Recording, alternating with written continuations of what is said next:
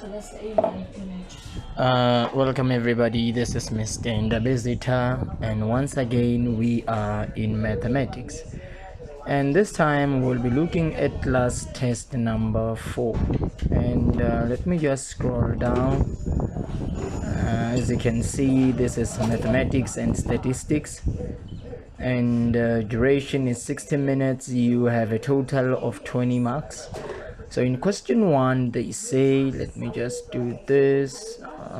They just say a spherical object with a radius r is fitted symmetrically in a cubic container with the length of each side denoted as s, as shown in the diagram. Now let me read this once again. A spherical object, so it has the shape of a sphere, with a radius r is fitted symmetrically in a cubic container. So we have a sphere inside a cubic container with the length of each side denoted with an s. That is just to tell you that all these sides are equal. Why? Because it's a cube, and we know that a cube is formed from a square which has all sides equal. Okay, that is fine. Determine the volume of the sphere if the total surface area of the cube is 1536 centimeters, and if they say that it has been fitted symmetrically, that is to say it has exactly it touches exactly the top and the bottom, and the sides they are in proportion, so this is symmetric. So determine the total surface area of the cube, but determine the volume of the sphere, if the total surface area of the cube is 1536 centimeter. So the very first thing that I did here was just to show you the formula of a sphere. There it is. The volume is 4 pi r cubed divided by 3, and the area is 4 pi r squared, just to bring you in line with what is happening here. All right, that is fine. One thing that we know, which is worthy of noting, is that we are given the total surface area of the cube. Very important. And what is the formula for calculating the surface area of a cube? Is a 6x squared, because the total surface area is the total area of all the sides. So how many sides are there in a cube? 1, 2, 3, 4, 5, 6. So we have 6 sides. 1, 2, 3, 4, 5, and 6. So we have 6 sides. So the total surface area will be 6s squared, because area of a cube, or the area of of a cube, is s squared. But remember, total surface area, how many of them do we have? 6. We have a total of 6 sides, so you just say 6x squared. Right, we are given the total surface area as 1536, that is equals to 6x squared. We will divide both sides by 6. S squared equals 256. We want s, not s squared, therefore we will square both sides. 2 and the square root goes once into each other. You are left with only s, which is 16 centimeter, because the square root of 256 is 16. So why did I write this in centimeters? It's because the total surface area was given in centimeters. So when you find the side will also be in centimeters. And I think there's something very wrong they did here. The total surface area cannot be 1536 centimeter. It has to be 1536 centimeters squared. This looks like a side, and this is not supposed to be a side. It has to have SI units of centimeters squared. So I think maybe there was a typing error from the professor or the lecturer. I'm not very sure. So okay, that is fine. We find the side as 16 centimeters, and that is that. Now remember, what is this? This is just the side. What is it that we have found? we have just found the side. But remember, the question doesn't require us to find the side, it requires us to find the volume of the sphere.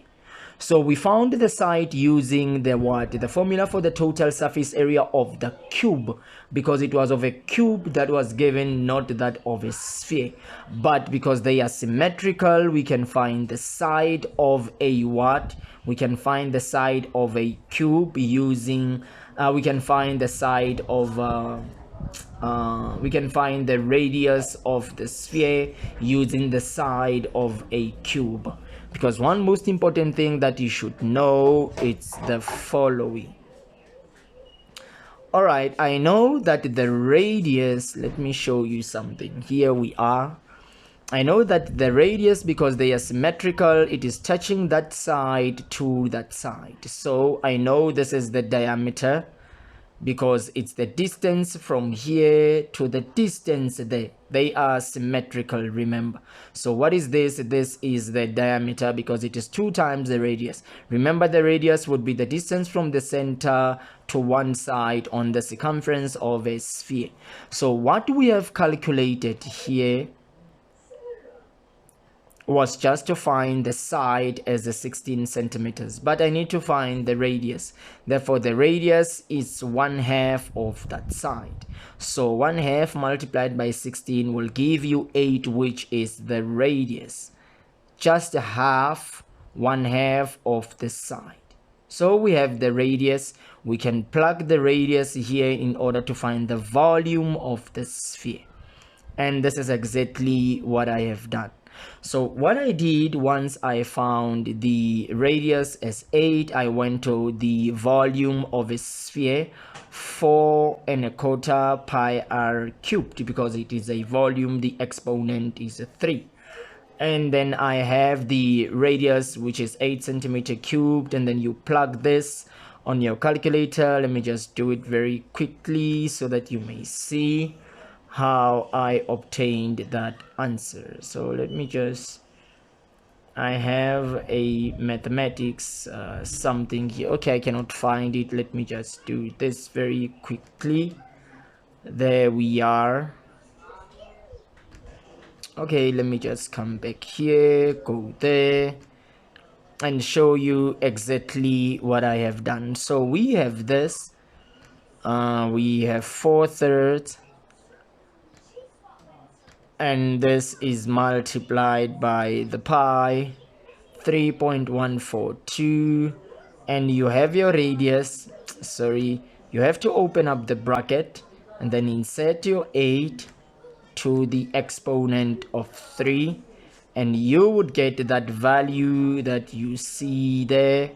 And when you do this, you get 2144.661, because this will round off to 1 on the side. And remember, it's a volume, it has to be in centimeter cubed. So that's how I obtained that answer. So that was a total of 5 marks for somebody who understands what is happening here. So this is exactly how we do things. So it's very important that we know the formulas whenever we have a graphical representation of that which needs to be calculated. Okay, that is fine, and we now move to question 2. Unfortunately, that was just only question 1. We only had that problem, and then we go to question 2. And in question 2, we read, a farmer uses 273,000 liters of water per day for irrigation. The farmer would like to construct a conical reservoir tank for the water over a period of 120 days. So for 1 day, these are the liters of water used, but you will require for 120 days. The radius of the cylindrical tank is estimated to be 30 meters. Now there are some things that we will have to note very carefully in here. Determine the total volume of water in kiloliters the reservoir may keep over the period of 120 days. Let me reread and mark the most important points here. A farmer uses 273,000 liters, it's given in liters, of water per day.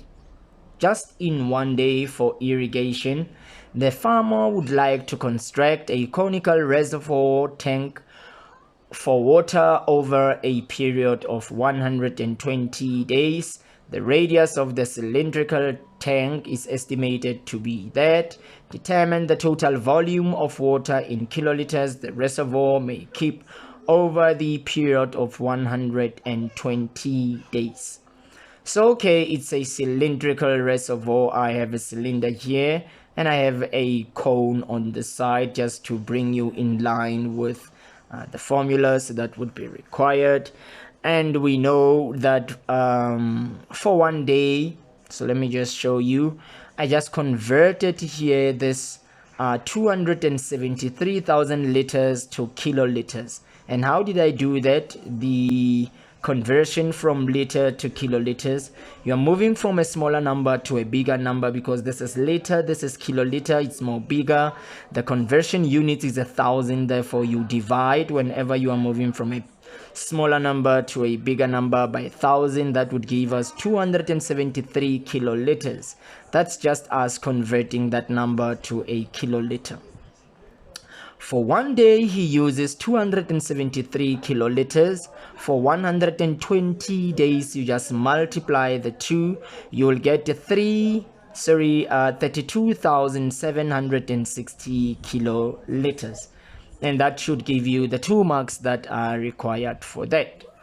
Determine the height of the cylindrical reservoir tank when the radius is 30 meters. Okay, first of all, we need to note the wording here. It's a cylindrical reservoir, so it is in the shape of a cylinder. And I know that the volume of a cylinder, there it is, pi r squared h. This is the volume. The volume is pi r squared h. Okay, am I provided with the volume? Yes, I have just calculated the volume in 2.1 and I found the volume for 120 days. Remember guys, remember, very important, this farmer uses this for a day. He wants to save water in a conical reservoir that can last for 120 days during the irrigation process. And the radius he uses a cylindrical tank is that. Very, very important. So hence, I'm using the volume here of 32,716, not 273 kiloliters. This was just for one day, but the construction of the reservoir has to last for 120 days, and we calculated the volume for 120 days as that. So we are going to use that volume here. So this is the volume, pi r squared h. Volume is this, pi. We are fortunately given the radius of the cylindrical reservoir and we want to find the height. So what I will do, I will divide both sides by 30 pi, and I will get this into this, goes once, you are left with h, and you have this. So in order not to confuse you, I converted this back to liters, which would just be multiply this by 1,000 and you will get 3 how much is this thing? Let me check. The numbers are running away. Papa Fanzo. 32,760,000. Maybe I still know how to read numbers. Yeah, that would be 32,760,000 divided by 30 pi. The height of the cylindrical reservoir would have to be 347,594.396 meters high. We can convert this to kilometers and so on. So this is how the height should be. At a height of 347,594.396 meters, we are very much sure when the radius is 30, we will be able to contain water of how many kiloliters? 32,760 kiloliters. So this is just something that we have. We can continue in this and we can look at question 3. Wellington Courier Company buys a delivery truck for 296,000. So they use this truck for delivery. The value of the truck depreciates on a reducing balance basis at 18% per annum. The company, okay, let's just wait there. Okay, let me just read. Okay, the company plans to replace this truck in 7 years time, and they expect the price of the new truck to increase annually by 9%. Calculate the book value of the truck, delivery truck, in 7 years time. So let me just quote the wording for you here. Right, Wellington Courier Company buys a delivery truck for this. So this is the amount of money that is required for buying the truck. This is the principal amount of money. This is the initial amount that you have to buy this vehicle with. So we refer to this as the value of P. The value of the truck would depreciate, meaning it will go down in value on a reducing balance basis. The reducing balance basis, that simply means on a reducing balance method. And at what percentage? 18% per annum means per year. The company plans to replace this truck in 7 years time, and they expect the price of the new truck to increase every year. Annually by this, every year it will increase. All right, calculate the book value of the delivery truck in 7 years time. So what you do here, first of all, let me just do this. Very good. Now the first thing that you need to do is write down the formula that is required.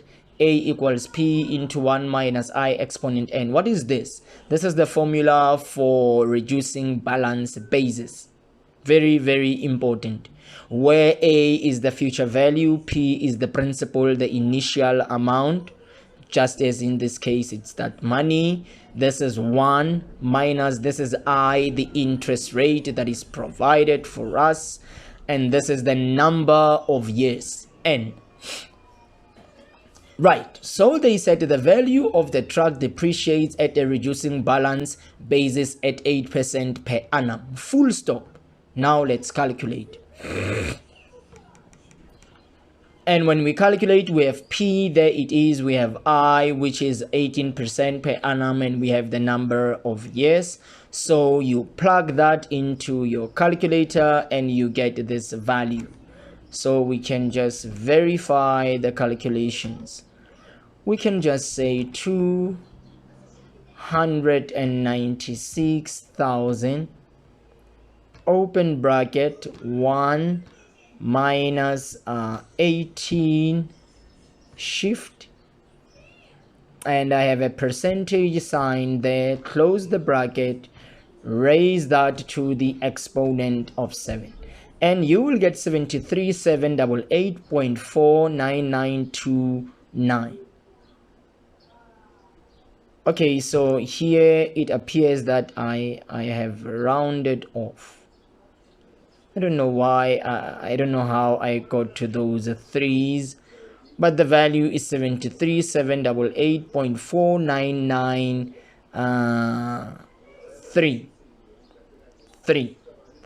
Okay, that's fine. Thanks for the corrections. And then this is the value of the car after 7 years. It's a scrap value. It has been reduced. Remember, reducing balance depreciation. So this is the amount.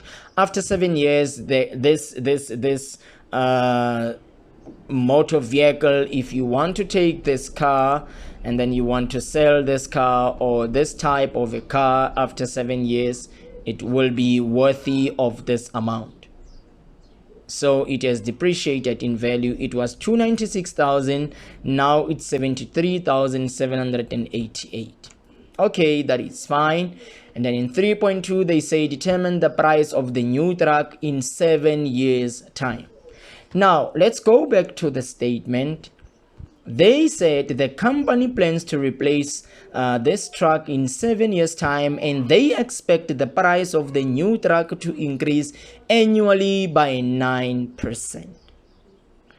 Very, very important. So Wilmington Courier Company buys a delivery truck for this. The value of the truck depreciates for that. The company, it depreciates for that 18% per annum. Calculate the book value of the truck in 7 years time. So let me just show you something here.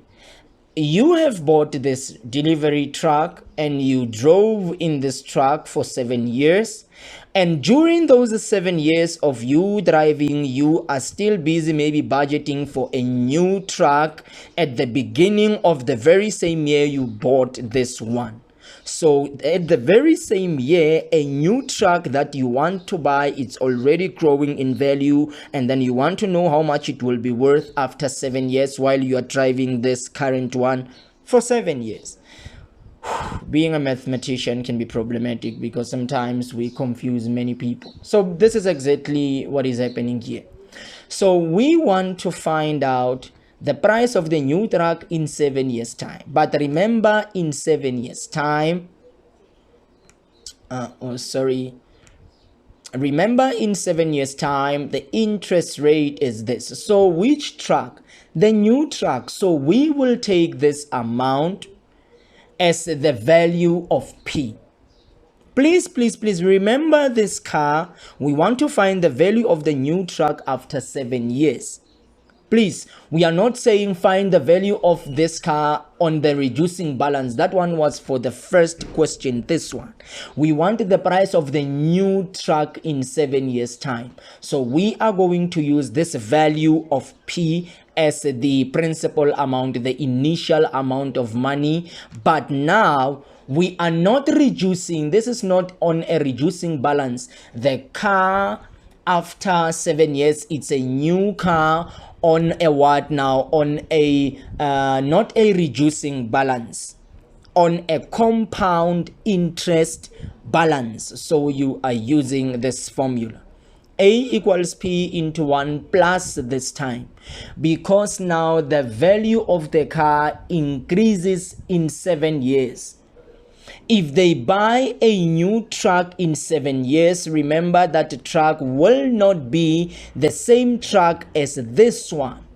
They might buy a truck of a different name or a truck of a different model for a different year. So that truck will be more expensive than this one.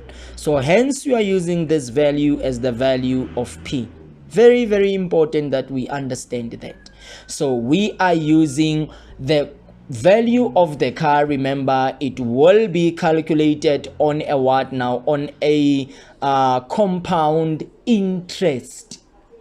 So we have P as that, we have I, they said 9%, and they said for 7 years. So 296,000. Sorry, let me check here whether my calculations were correct. Yes, it's 296,000. So here we are, 296,000 plus into 9% for how long? 7 years. So after 7 years, they drove this car. After 7 years, when they go and buy a new car of a new model, for example, that car would be worthy of 541,099 rand and 57.97.61 cents. Let me just try to verify that. 296,000 into 1 plus 9 shift percent. Where is the percentage sign? And we raise this to the exponent of 7. So it will be 541,099.5798. So this is something that I just wanted to share with you guys. And the question paper was done. This was worthy of 20 marks. So thank you a lot for your time. I will see you in the next tutorial.